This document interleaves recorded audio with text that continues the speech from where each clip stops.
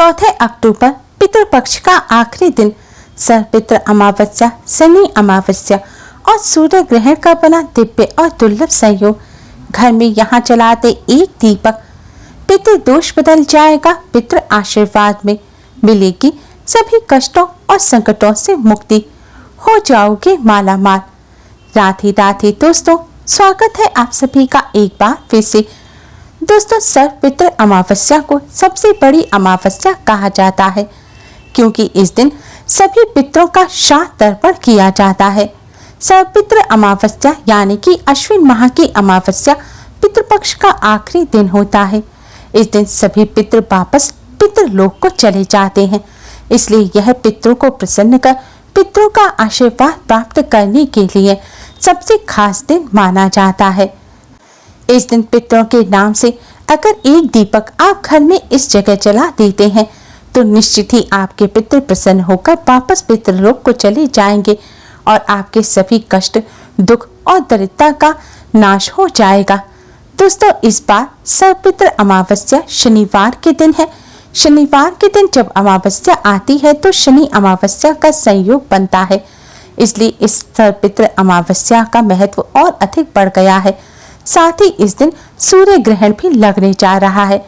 ग्रहण काल के दौरान जब भी पितरों के निमित्त कोई भी श्राद्ध तर्पण किए जाते हैं, दीपदान किया जाता है, तो उससे पितरों को जल्द ही तृप्ति मिलती है, जल्द ही पितृ प्रसन्न होते हैं। इस बार ग्रह नक्षत्रों के भी अद्भुत संयोग इस सर्वपितृ अमावस्या पर बनने से इसका महत्व कई लाख गुना अधिक बढ़ गया है। ऐसा दिव्य दुर्लभ संयोग कई वर्षों बाद आया है, इसलिए इस दिन का लाभ अवश्य ही उठाएं और इस दिन पितरों के नाम से एक दीपक जरूर जलाएं। दोस्तों, पितृपक्ष में हर तिथि के अनुसार पितरों का श्राद्ध तर्पण किया जाता है, लेकिन सर्वपितृ अमावस्या सबसे महत्वपूर्ण दिन होता है, क्योंकि इस दिन ज्ञात अज्ञात सभी पितरों का श्राद्ध तर्पण किया जाता है। जिन पितरों की श्राद्ध तिथि मालूम ना हो या फिर जिनका श्राद्ध आप पितृपक्ष में करना भूल गए हो, उन सभी पितरों का श्राद्ध आप इस दिन कर सकते हैं। आप सभी पितरों का एक साथ इस दिन श्राद्ध कर सकते हैं। इस दिन पितरों का श्राद्ध करने से उन्हें अवश्य ही मुक्ति मिल जाती है।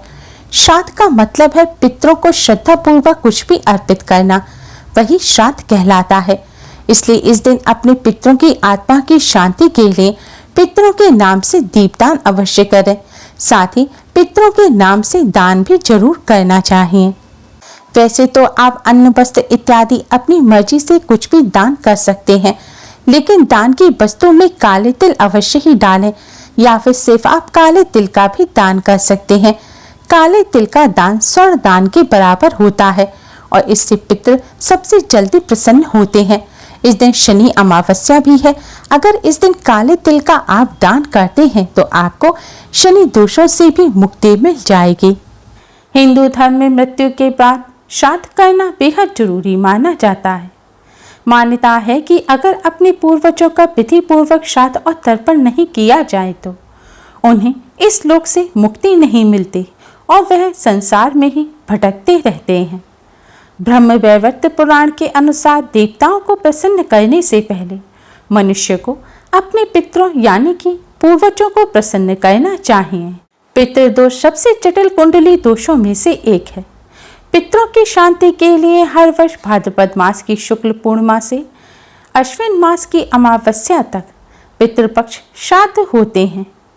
इस दौरान कुछ समय के लिए यमराज पितरों को आजाद कर देते हैं ताकि वह अपने परिजनों से श्राद्ध ग्रहण कर सकें। माना जाता है कि जिस घर के पितृ अपने परिवार के लोगों से खुश रहते हैं, उस घर के लोगों को देवी देवताओं का भी आशीर्वाद प्राप्त होता है। शास्त्रों के अनुसार जिन लोगों के पितृ उनसे प्रसन्न नहीं होते, उन्हें पितृदोष का श्राप मिलता है। माना जाता है कि जिस घर में पितृदोष का श्राप लगता है, उस घर के सदस्य कभी भी सुखी नहीं रहते और ना ही वह जीवन में सफलता प्राप्त कर पाते हैं। दोस्तों, आज की इस वीडियो में हम आपको पितृपक्ष में करने वाला एक बहुत ही आसान और असरकारक उपाय बताने जा रहे हैं। इस उपाय को करने से भगवान विष्णु माँ लक्ष्मी जी की असीम कृपा प्राप्त होती है। बिगड़े कार्य बनने लगते हैं। साथ ही पितरों का भी आशीर्वाद मिलता है। पितरों के आशीर्वाद से घर में सुख समृद्धि आती है, खुशहाली और शांति बनी रहती है। इसके साथ ही परिवार के सभी सदस्यों को हर क्षेत्र में सफलता प्राप्त होती है और जीवन के सभी कष्टों और दोषों से मुक्ति मिलती है। दोस्तों, इस उपाय को सही प्रकार से करने के लिए आप हमारी इस वीडियो को एंड तक अवश्य ही देखें। अगर आपने हमारे चैनल को अभी तक सब्सक्राइब नहीं किया है तो जल्दी से हमारे चैनल को सब्सक्राइब कर लें और बेल आइकन को हिट अवश्य ही करें, जिससे हमारी सभी नई वीडियोस के नोटिफिकेशन आपको फ्री में सबसे पहले मिल पाए। दोस्तों, वैसे तो यह उपाय पितृपक्ष में रोजाना करना चाहिए, क्योंकि यह 16 दिन पितरों को समर्पित होते हैं। लेकिन अगर रोजाना ना कर सके तो पितृपक्ष की पूर्णिमा, पितृपक्ष की अमावस्या और पितृपक्ष की एकादशी के साथ ही आपके पितरों की जो मृत्यु तिथि है उस दिन आप इस उपाय को अवश्य ही करें और पितृपक्ष की अमावस्या पर भी अवश्य करें। यह उपाय आपको संध्या काल या रात्रि के समय करना है। इस उपाय को सुबह या दोपहर के समय ना करें। उपाय करने के लिए अच्छी तरह से मुंह हाथ पैर धोकर साफ हो जाएं और स्वच्छ वस्त्र धारण करें। इसके बाद एक दिया तैयार करें। दिए में एक रुई की बाती लगाएं और शुद्ध घी भरें। शुद्ध घी ना हो तो इस दिए में आप सरसों का तेल भरें और इस दिए में थोड़े से काले तिल डाल दें। इस उपाय को करने के लिए आप मिट्टी का, पीतल का या आटे का कैसा भी दिया ले सकते हैं। अगर आप आटे का दिया ले रहे हैं तो ध्यान रखें आटा साफ मड़ा होना चाहिए और आटे में नमक भी नहीं होना चाहिए। दिया बनाने के बाद अब आप अपने घर के सबसे दक्षिण कोने को साफ करें। अगर आपके घर के दक्षिण कोने में स्टोर रूम है या बाथरूम वगैरह बन रहा है या खाली स्थान नहीं है तो आप अपने रसोई घर के सबसे दक्षिण कोने को साफ करें। अगर रसोई घर में भी ऐसा साफ स्थान नहीं है तो आप अपने किसी भी कमरे के दक्षिण कोने को साफ करके वहां पर इस दिए को रखें। अगर किसी कमरे में भी ऐसी जगह नहीं है तो आप अपने मंदिर के पास साफ स्थान पर इस दिए को रखें।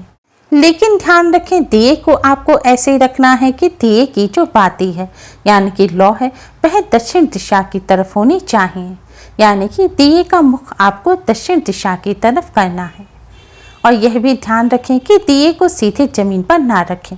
दिए के नीचे कोई कपड़ा बिछा दें या कोई कटोरी प्लेट रख दें या फिर थोड़े से साबुत चावल रख दें। सीधे जमीन पर दिया ना रखें। सीधे जमीन पर रखा हुआ दिया अपूर्ण माना जाता है। दिया जलाने के बाद सबसे पहले आप भगवान श्री गणेश को प्रणाम करें, फिर भगवान विष्णु, माँ लक्ष्मी जी को प्रणाम करें। इसके बाद पितृदेव को प्रणाम करें। भगवान जी से अपने पितरों की आत्मा की शांति और मुक्ति की प्रार्थना करें। इसके बाद पितरों से पितृदोष से मुक्ति की प्रार्थना करें। इसके बाद अब आप भगवान विष्णु जी के महामंत्र ओम नमो भगवते वासुदेवाय का 11 बार जाप करें। मंत्र का जाप करने के पश्चात अब आप पितृदेव के इस मंत्र का 108 बार जाप करें। मंत्र इस प्रकार है, ओम पितृ देवताय नमः, ओम पितृ देवताय नमः। इस मंत्र का आपको 108 बार जाप करना है।